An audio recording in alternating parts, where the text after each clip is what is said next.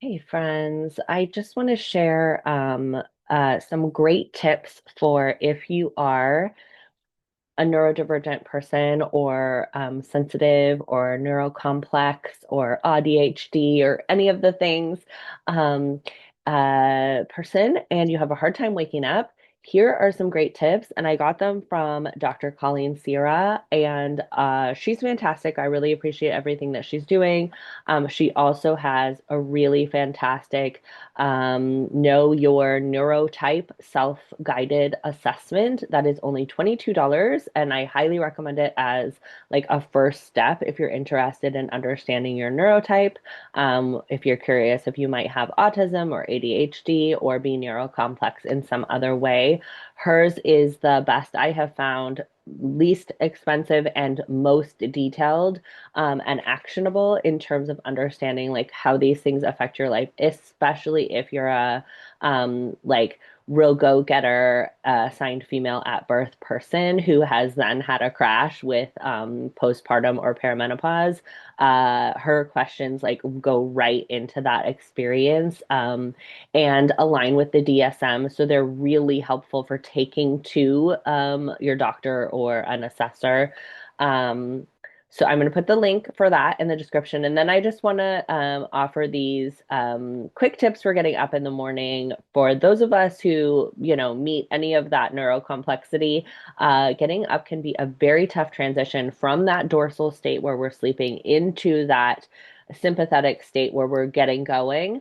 And these are some great tips. One is, and it's really fun because I already had figured this out for myself over the years, set your alarm for 90 minutes before you need to get up.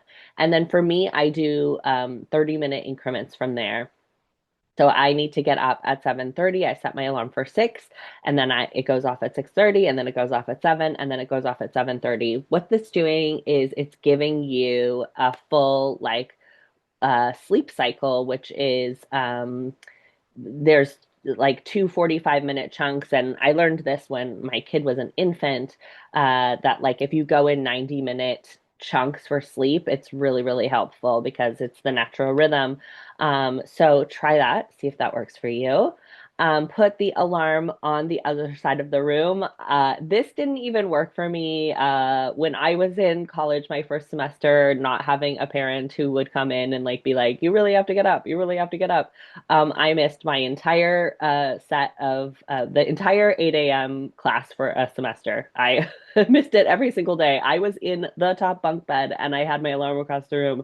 I would get out, climb down, go over, turn it off, climb back up, and go back to sleep. So that one didn't work for me, but it might work for you.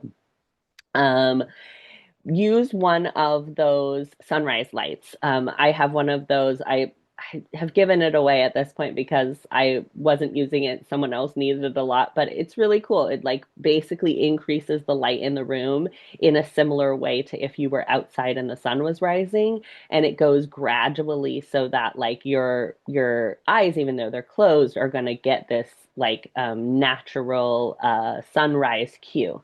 Those are very cool.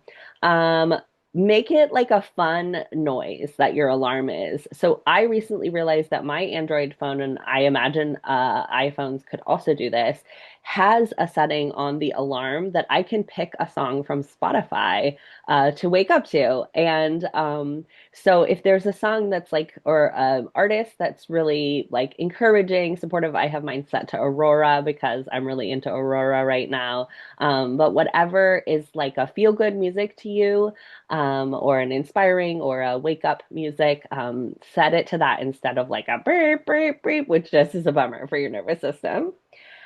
Um, Leave time for something in the morning that you enjoy. So this, I think, is one of the best recommendations, especially for folks in perimenopause or who are experiencing any kind of burnout. One of the most impactful things for your nervous system is, for us neurocomplex people, interest based, right? So something that is interesting to you, something that's in the category of your special interest, that's going to be really like give you that boost of meaning and interest, dopamine. It leaving time for that in the morning is so awesome.